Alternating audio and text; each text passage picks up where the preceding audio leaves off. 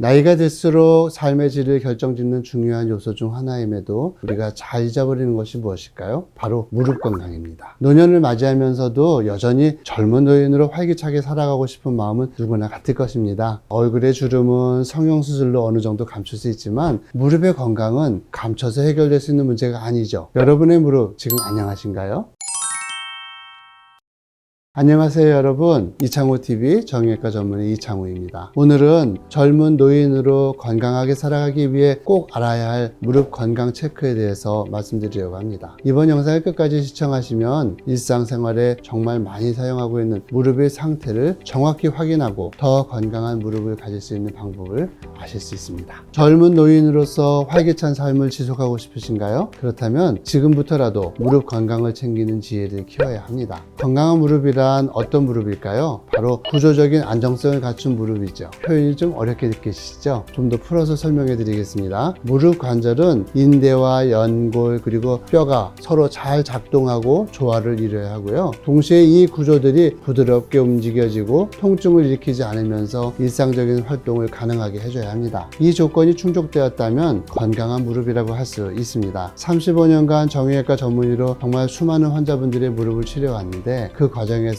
건강한 무릎이 구체적으로 어떤 무릎인지 그리고 그 건강 상태를 어떻게 지속할 수 있는지에 대한 기준과 관리 방법이 자연스럽게 정리가 되었습니다. 지금부터 35년간 축적된 노하우를 소개해 드리겠습니다. 지금부터 여러분의 무릎에 이렇게 질문해 보세요. 첫째, 통증이 없이 서 있고 걸을 수 있으신가요? 무릎 통증이 생길 만한 특별한 사고가 있었다면 병원에서 검사하고 치료하는 것이 당연합니다. 하지만 특별한 사고 없이 무릎에 통증이 있는 경우도 있으셨죠. 그렇다면 일단 체중을 조절하고 하체 근육을 강화하는 운동을 시작하시는 것이 좋겠습니다. 특히 허벅지 근육을 강화하면 무릎에 오는 부담을 줄일 수도 있겠습니다. 처음에는 저강도 운동부터 시작해서 꾸준히 근력을 키워나가는 것이 중요하겠습니다. 둘째로, 관절 운동이 원활하신가요? 무릎 관절의 움직임이 자연스럽지 않다면 매일 스트레칭을 통해서 유연성을 기르는 것이 필요합니다. 바닥에 다리를 쭉 펴거나 양반 다리를 앉는 등의 간단한 동작으로 무릎 관절의 움직임을 체크해 보세요. 무릎이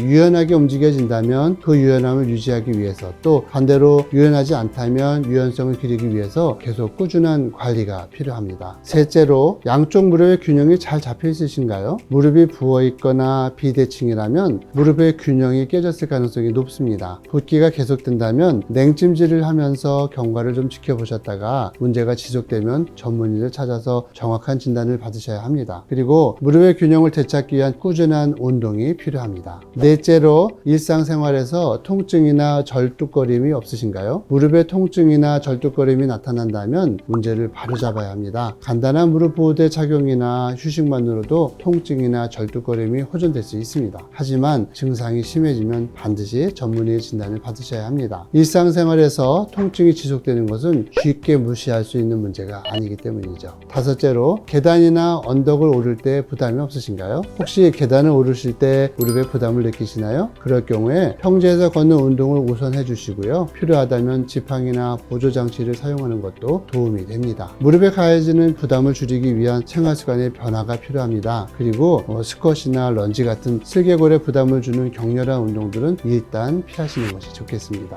여섯째, 양쪽 발목을 붙였을 때 무릎 사이가 2.5cm 이하로 벌어지시나요? 발목을 붙였을 때 무릎 사이가 2.5cm 이상 벌어진다면 오다리로 볼 수 있고요. 관절 이상을 의미하고 근력 강화로 해결될 수 없기 때문에 전문의 진료를 통해서 구체적인 해결 방안을 찾아보시는 것이 좋겠습니다. 일곱 번째로, 무릎을 붙였을 때 발목이 2.5cm 이상 벌어지지 않으시나요? 아마도 지금 바로 무릎을 붙여보시는 분들이 많으실 텐데요. 어떤가요? 2.5cm 이상 발목이 벌어진다면 X다리로 볼 수 있습니다. 심하지 않은 경우라면 무릎과 발에 스트레칭을 자주 해주시고 피로도를 줄여주시는 것이 급선무입니다. 만약에 무릎이 벌어진 상태가 심하다면 꼭 전문의의 검사와 진단을 받아보셔야 합니다. 여덟 번째로, 과거에 심하게 다친 병력이나 수술 경험이 있으신가요? 과거에 다치신 적이 있거나 수술받은 경험이 있으시다면 정기적인 검진과 재활 운동이 필수입니다. 무릎 상태를 꾸준히 모니터링하고 필요할 경우에 전문의의 조언을 받아서 예방 조치를 취하는 것이 중요합니다. 무릎 건강은 삶의 질을 결정짓는 중요한 요소 중에 하나입니다. 만약 위의 기준 중 하나라도 만족하지 않는다면 지금 바로 무릎 건강을 챙겨주셔야 합니다. 젊은 노인으로서 오래도록 활기찬 삶을 누리기 위해서는 조기에 정확한 진단과 관리를 시작하시는 것이 좋겠습니다. 무릎의 작은 불편함이 나중에 큰 문제로 발전하기 전에 바로 지금부터 꾸준히 관리하고 필요한 경우 적절한 조치를 취하셔야 합니다. 의외로 많은 분들이 정확한 진단보다는 그냥 약을 사 먹거나 침을 맞거나 주사를 맞는 정도로 일시적인 통증만 해결하고 불편한 상태를 유지하고 계시는데요. 하지만 이런 임시 방편은 나중에 문제를 더 키워서 결국 인공관절 수술을 해야만 하는 결과로 이어질 수 있습니다. 무릎 건강은 단순히 노화를 막기 위한 것이 아니라 삶의 질을 높이기 위한 필수 조건입니다. 젊은 노인으로서 자유롭고 활기찬 삶을 영위하기 위해서는 지금 당장 무릎 건강에 투자할 필요가 있습니다. 투자를 할 때 적은 투자금으로 많은 수익을 올릴 수 있는 투자 상품이 있다면 어떠실까요? 바로 무릎 건강을 관리하는 것이 이런 투자입니다. 작은 관심과 노력만으로도 평생을 좌우하는 큰 변화를 만들 수 있습니다. 여기까지 함께 시청해 주셨다면 이미 그 투자를 잘 시작하신 겁니다.